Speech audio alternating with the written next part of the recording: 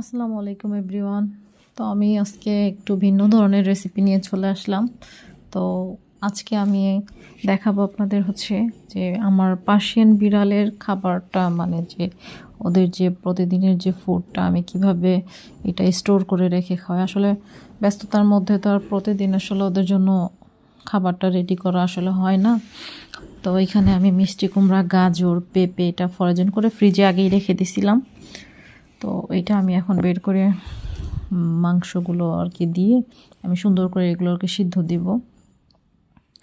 তারপরে এগুলোকে মানে ভালোভাবে সিদ্ধ করে পরে ব্লেন্ড করব। তো এখানে তারা খানা পিনার জন্য বসে আছে, তাদের খাবার। তো আমি এখানে পুরা যে আস্ত একটা মানে বড় মুরগির যে সিনার যে মাংসটা থাকে, তো পুরাটা নিছি। তো এখানে আমার সিদ্ধ প্রায় হয়ে আসতেছে।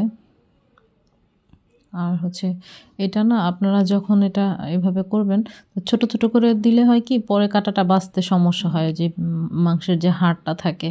তো আমি এখানে স্টকটা আলাদা করে নিছি আর মাংসগুলো আলাদা করছি। আর দেখেন সিদ্ধ করার পর আসলে কতটুকু হয়ে গেছে সবজি। তো অনেকে ভাবতে পারেন যে এত সবজি দিয়ে মাংস এতটুক, না, আমার এখানে কিন্তু প্রায় 3-4 কেজি ওজনের একটা মুরগির আস্ত সিনা এক সাইড। তো আমি এখানে ব্লেন্ডার করছি। এই তো আমার খাবারটা আসলে রেডি হয়ে গেছে। তো এখানে আমি স্টোর করে রাখবো। এখন দেখাবো আপনাদের যে আমাদের এই পচা বাচ্চা দুইটা কিভাবে মানে তারা মজা করে খায়। আমি এটা এখন ফ্রিজে রেখে দিব।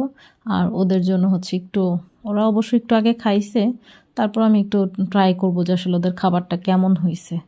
তো এখানে আমি দিয়ে দিলাম এই যে আমার লিও, তার কিন্তু পেট ভরা, সে একটু আগেও খাইছে। যে অমিও অমিও ও আবার একটু কম খায়, বাট ও সেই সময় বেশি খাইতে পারে না, ঘুমাইছিল। তো এই যে সে খাচ্ছে মজা করে।